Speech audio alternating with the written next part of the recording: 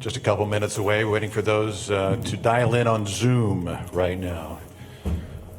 Make sure everyone joins us there on that platform as well. So stand by.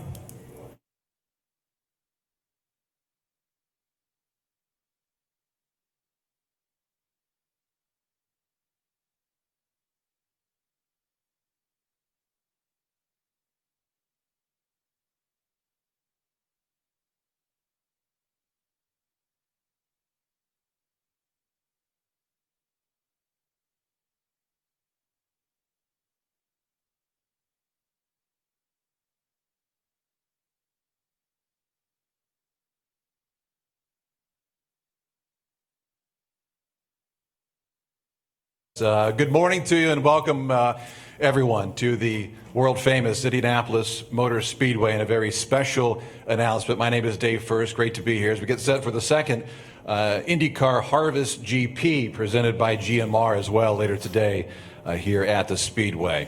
A couple of housekeeping items before we really get started. As mentioned, it is wonderful to have an in-person news conference for a change up here, certainly on the fourth floor of the Media Center. For the reporters and the media that are seated, you are going to have an opportunity to ask questions here this morning. And to do so, instead of passing around a microphone, we have a standing mic located right here. So we entertain the idea, come on up, socially distanced. Nobody's going to be hoarding the microphone here, but stay 6 feet away. We will be taking some questions from the media. And a second tier to that, folks are joining us on Zoom as well. We're going to take some media questions from Zoom here momentarily. Up on the podium, we say good morning, Jay Frye, IndyCar president. To his right, our left, is Mark Royce, the president of General Motors. And to the far right, their left, we welcome and say good morning to Ted Klaus, the president of Honda Performance Development. Again, here for some incredibly exciting news this morning as IndyCar proudly announces a new multi-year extension taking the partnerships with Chevrolet and Honda well into the end of the decade, and doing so with the introduction of the new 2.4-liter twin-turbo V6 with hybrid technology. It will all begin in the year 2023. Jay, will begin with you. What a special occasion. How special is this? Well, it's a huge day, obviously. First of all, I wanted to thank everybody. We're at round 13 this weekend. Everybody. So think of it, the processes and procedures that we went through to get to where we're at. Really exciting. So we're really proud of everybody. We appreciate everybody's effort, and thank you, the media, all of our competitors, Paddock, that type of thing. So today is obviously huge news. OEM participation is the lifeblood and the backbone of any series. So to have the runway that we're announcing today, which is a long time, we got a good plan, a good future, and together with Chevrolet and Honda, we could be more excited about the future. Yeah, this is a big occasion, and then for Mark Royce too. I mean, you think about it, racing, certainly in the DNA of Chevrolet, correct? What does a commitment like this mean for Chevrolet and your company? Well, thanks, Dave. And let me first say it's great to be part of this announcement today, which means a lot to Chevrolet, to GM, and to me personally. The fact that we're committed to reinvesting in this series for years to come should say everything there is to say about how we feel about it. And the fact that Roger and Bud and their team are in charge says a lot about why we're doing it. They have poured many resources into making everything better, which is evident both here at IMS and across the IndyCar series.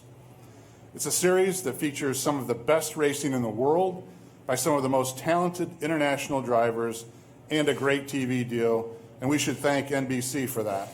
They have done an incredible job. Under the leadership of Jay and his team, IndyCar has made great progress while keeping costs largely under control, which allows many teams to participate and results in excellent competition. That's good news for the series and for the fans. That's why IndyCar, America's only open-wheel race series, is one of the pillars of racing for General Motors. The new propulsion systems in development that Jay mentioned also include electrification technology, and that fits well with GM's vision of transitioning the automobile industry to an electric future. And we couldn't be happier to be part of it, and we're happy that Honda is part of it too, as we're doing substantial work with them on EVs and on autonomous vehicles, both of those. With our commitment, Honda's commitment, and the leadership and vision of the Penske Corporation, INDYCAR is poised for success for years to come, Dave. Congratulations. Tremendous. Ted Klaus has mentioned the president of HPD, Honda Performance Development. Ted, for you, how does a commitment like this, really in the path of the hybrid system, go hand in hand with Honda's future? Yeah, it's great to be here. Today's a culmination of a lot of effort by a lot of people. And it's great to have the fans here. And, you know, that's why motorsports is in our blood. Really, really proud of our 27-year continuous commitment to INDYCAR, and it has paid dividends over and over again. And, you know, we race to hone the people inside of Honda, very similar to Chevrolet. That's why we have such great races, and yesterday's race was just spectacular. And we also race to connect with our customers and our fans. So as you said, Dave, you know, the hybrid technology, electrifying our award-winning products, that's a direction for both companies. And it's great that we're going to place this technology on behalf of the drivers and the series. And then it's going to make it engaging. And so I don't know how exactly we're going to do it, but we're going to find ways to do it. And just like when we were kids and coming to this place took our breath away, we're going to use this as a way to communicate to our future fans, but challenge all of our internal resources for today to take us into tomorrow. So really appreciate the platform, the leadership of INDYCAR, and we are just proud to be here and looking forward to more friends to come and play with us in the future. You mentioned the great racing. I believe I saw a stat late last night, 247 on-track passes yesterday. I mean, incredible race yesterday, to be sure. And Jay, back to you. I mean, you talk about how special this is. Ted kind of alluded to it as well. Commitment, stability. What does that say, perhaps, for future opportunities, other OEMs, original equipment manufacturers out there that might consider INDYCAR as a future? Yeah, well, I think today is first things first, right? We wanted to make sure that we had a long-term extension with both our current partners, who are phenomenal partners. Today bodes well for that. Yeah. Obviously, they see what we're doing, they see where we're going. We have a good plan, a good path. In 21 and 22, we'll have the 2.2-liter twin-turbo V6. 23 going forward, we'll have the 2.4 with hybrid technology. So I think they know where we're going, they know what we're doing. We've got two great partners already lined up. So we're excited about the future. We're excited what that could look like down the road. Yeah, it's incredible racing right now for the NTT INDYCAR Series and certainly INDYCAR. If you do have some questions, again, come on up to the standing microphone and we'll entertain some of those. Don't be bashful, guys. I know this is a live news conference. You're not used to this in the last 6 months, but you can come on up to the microphone until we get one of those guys. And really back to Mark, I mean, you take us back 8 years ago when Chevrolet returned to the series.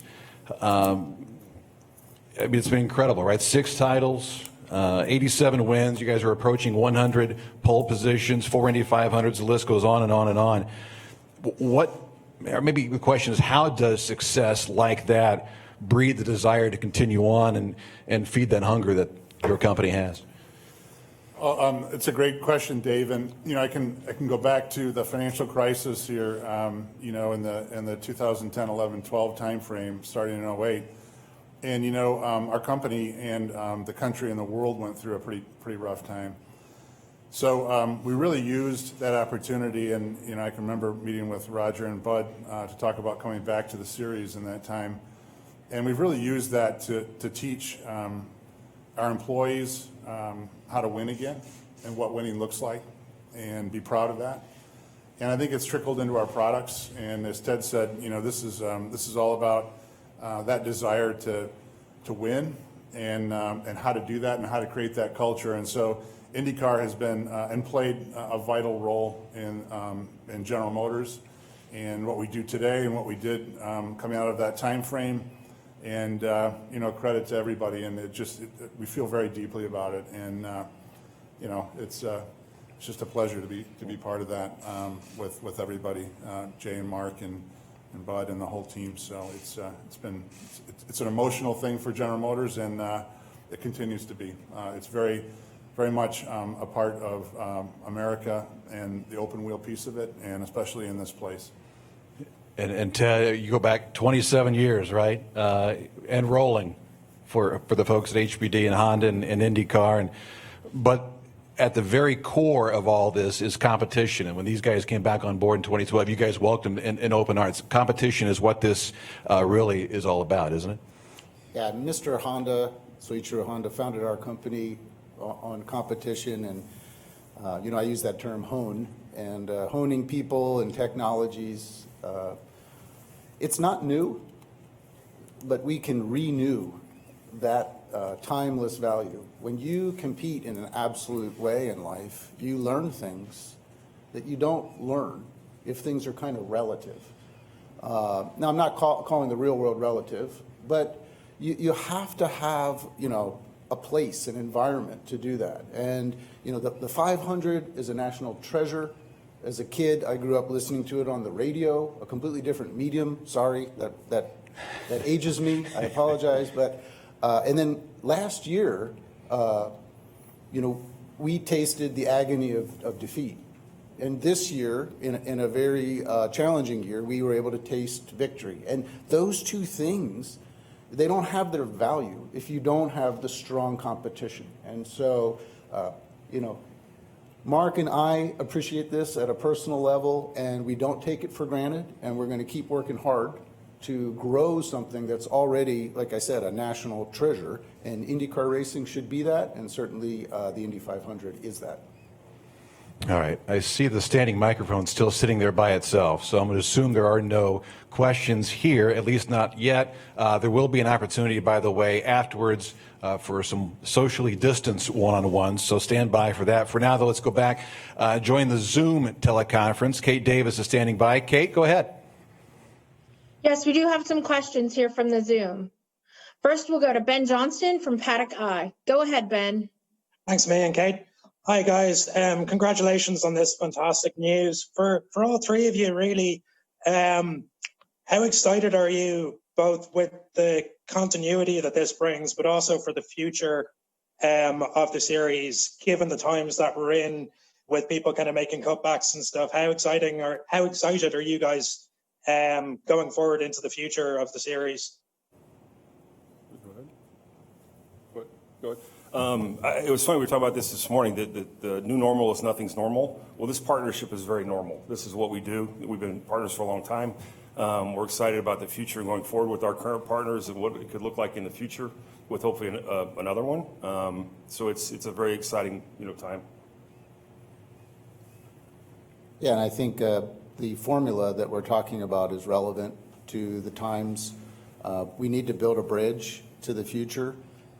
We need to emotionally connect, not only with customers, but with, hopefully I can speak to some young, technically minded people that might want to come hitch their wagon to Honda and Honda engineering. So, yeah, we are excited at all levels, and this will improve us as a company, and it will represent our brand and our business going forward so that we can win in the marketplace. Super excited. Yeah, I think the continuity piece of it, at least for, and Ted and I were talking about this before the news conference, the continuity piece of this is very important, because if you have a series and a race series that you're in and out of, you can't get some of the great engineers coming to Honda or Chevrolet and General Motors. You don't have the interest in motorsports, whatever the propulsion is. You don't have that interest and passion, and this series does, and the continuity that it's going to give is really important, and I feel very good about that, again, because the formula is right, the world-class nature of the facility, of this facility, but all the facilities that are going to be raced on the new schedule that just announced. That's what makes it run, and we are going to hit different generations of people with that formula. So, yeah. Okay, go ahead. And just a quick one for Jay. Jay, do you think this announcement will entice new teams to come into the series in the future? Certainly. We came up with our 5-year plan in 2016, which is we're we're quite excited now. It actually goes through 2028, so a really long runway. So it's something that part of the going forward was where another OEM partner would not necessarily be a luxury. It's going to end up becoming a necessity because we got so many new teams coming into the sport. So yeah, we're very bullish about new teams. We know there's some that are currently exploring the series, so it's still very possible, yes. Excellent. Thanks, guys, and happy race day. Thanks, Gabe. Thank you. Thank you, Ben. Next, we'll go to Jack Benyon from The Race. Jack, go ahead. Thanks so much, Kate. Thanks for joining us, guys. Question to all of you, really, just how difficult was this to put together? Because obviously we know any rules package has to and fro between manufacturers and a series, and nothing's ever perfectly simple. But we've got so many different factors in this deal, like the hybridization and obviously the coronavirus factors as well. So has this been something that's taken a little while to work out? And was there any difficulties, or has it been quite straightforward? I'll take that. It's been very straightforward. We got a great group. We get together all the time. We have a consensus on what we do. At the end of the day, obviously, IndyCar's got to decide if we can't decide collectively. So that's very, very rare for that to happen. I mean, we always normally, most of the time, have a consensus about what we're doing and where we're going.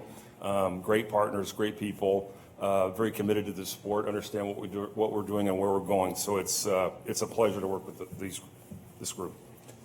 Yeah, I would agree. Go ahead, Ted. I just wanted to add that, for all those people looking in on us, yeah, of course, we look at the world differently, and we'll be working hard on this for many years. But as you just said, I just want to echo what Jay just said, is we're very committed to getting value out of motorsports together in North America. So anyone that wants to come play with us is going to find out just how committed we are, and we're committed to making, your companies, your sponsors, your business better, and it's kind of how we roll. And but it is a difficult thing to work through all the differences, but if you feel why we're doing it, and if you listen to each other, then you can overcome those differences, and that's what we've accomplished today.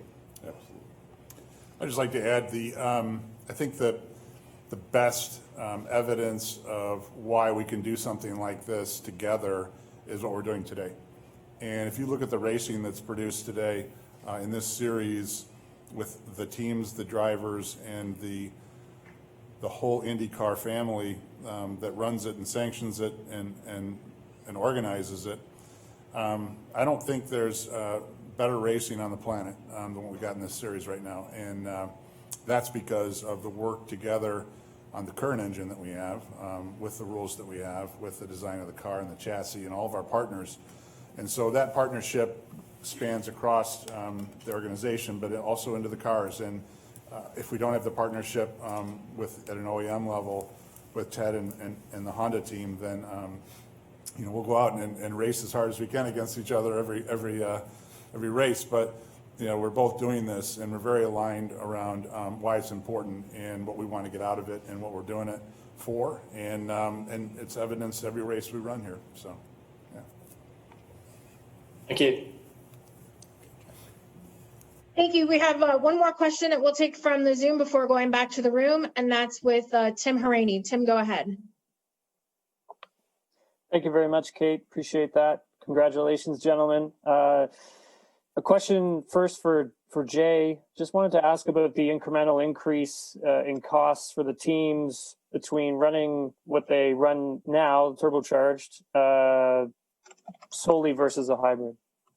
Well, anytime we do anything, economics matter in a big way, especially with the teams and our manufacturer partners. So that's something, one of the criteria or data points that we'll look at as we go forward on what it does cost, how it works, how we spread it out over a long runway now, which actually helps. So cost matters, and that will be a big factor in what we do going forward. And just my last question, is there any, is there any coincidence in terms of what happened with Honda and F1 yesterday compared to what's happening today with today's announcement? Yeah, it's a good question. Obviously, yesterday is a matter of us harvesting the investment we made in F1, and that was a business decision to support our global efforts. And today, you heard me echoing that motorsports is in our blood. Hachigo-san said that yesterday. And in North America, we have a long-standing commitment, and we continue to be committed to leverage the IndyCar Series to promote our brand and our business here. So those two things are complementary, and you're going to continue to see Honda compete in motorsports series throughout the world. And it was a little bit of just kind of a serendipity that the announcements came so close together. Thanks again, everybody, and congratulations, everyone. Thank you very much, Kate. Thanks, Tim. For now, we'll send it back to the room to Dave. Thanks, Kate. Thanks, everybody, for joining us on Zoom. We do have a couple of questions here, live and in person. We'll begin here with Bruce Martin. I feel like I'm at a town hall meeting with this microphone. In that regard, I'll start with Mr. President. How challenging has it been this year you've had all these obstacles, all these challenges to have race dates, get teams to races, rearrange the schedule, and then still look to the future of the series? How challenging has that been from your end? It's been a huge challenge. Well, one of the things we talked about the other day was it's great. It feels good. There's more clarity that's starting to come, right? Clarity with the schedule that was announced this week. Clarity with this going forward through, a long time. So that's been rewarding. It's been a challenge. It's something that we've all worked on for quite some time. So it's great to see that the future is coming together. Where we're at now, again, like I mentioned a little bit ago, today's round 13. That's a huge accomplishment. You think about 2 or 3 months ago, we weren't sure what was going to happen, where we're going to go. So thank you, for everybody's participation and help with that. Got one more to go. A couple weeks in St. Pete. We're excited about that. And for Mr. Klaus, the other day you announced your retirement. You'll be leaving HPD. So how important is this to get this signed, sealed, and delivered under your tenure? Yeah, I think we wanted to establish the formula to go forward. It had nothing to do with my personal decision to move on as of December 1st, but it's certainly gratifying to see all the hard work that we've all done together over a long time come to fruition. And it's gratifying. Kind of more on a professional level and more on a level of the sport and what it means to all of us. So I'll take it as a small win for me, but a much bigger win for the sport. And for Mr. Royce, the family connection that the Royce family has in racing and with the Speedway and with Mr. Penske here, I mean, this has got to be particularly gratifying for you on that end. If you could just kind of explain how all those pieces kind of fit into place. That's a great story and a great question, and yes, I'm extremely proud of that. Some of the first modern-day IndyCar engines were done with Penske, Ilmore, and Chevrolet, and that goes back a ways. And I was a little boy, and yeah, I mean, for me, that's very special in my heart, and.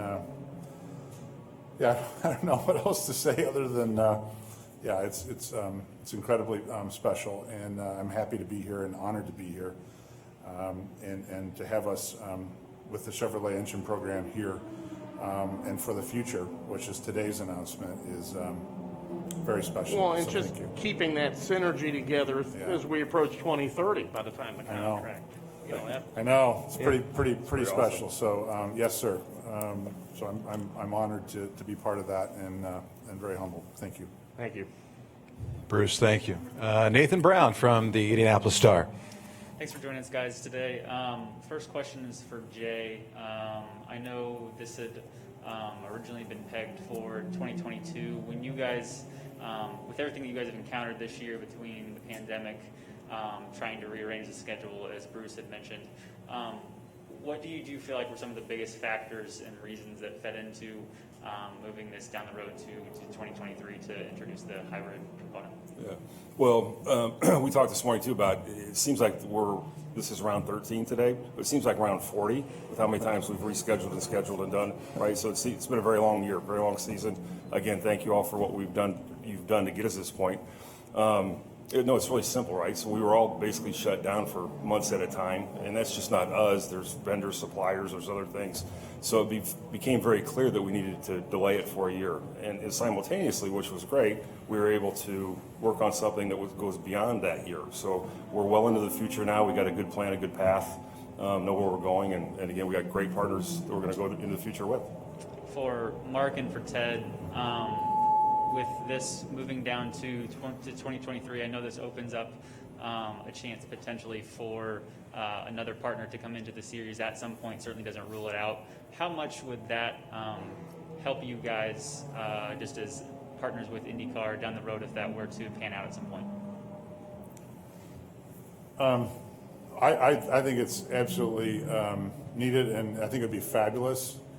Whoever that manufacturer may be, we would love that, and I think I know that it would be further growth for the series, further interest in the series.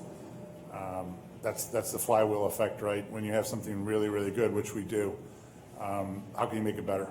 And another manufacturer would just keep growing everything, and that's important. And you know, we're in it, and Ted's in it to win, but we're also in it to make sure this series is something that is you know, very sustaining for the foreseeable future. That's very important to us. So I would be very excited and very happy and see the series grow. Yeah, just echoing those thoughts. And, you know, we're sitting here at the end of this season, 2020, towards the end of this season, and there's a true opportunity for a level playing field as we take on the new formula a little over 2 years from now. I think it's very important. And I think the other thing is that we would, as HPD, support IndyCar and the third manufacturer just to understand some of the transition they might have to make. Certainly would welcome them with open arms. We're not going to share all our IP, but to a certain extent we can help them understand the risks and essentially de-risk some of the changes they would have to take on that are unique to this series, and help them really appreciate the value, what we see in it. So the same comments, we really, I think we've earned you know, other manufacturers to really look at us seriously, and we'd like to have that conversation, and we'll do everything we can to support that conversation, support IndyCar. Great, thank you all. All right, I think that'll do it. There are some one-on-one opportunities if you guys would like to take advantage of that here in just a couple seconds, but congratulations. Again, Jay Frye, IndyCar president, Mark Royce, president of General Motors, and Ted Klaus. They're retiring, Ted Klaus. What? Retirement and this all in 1 week? You're like George Costanza in Seinfeld. You're going down on a high note here, man. We got to earn it today, and at St. Pete, there's some unfinished business. But Mark and Ted, good luck today, guys. Thank you so much. Thank you, Dave. George. Thank you, Dave. Thank you.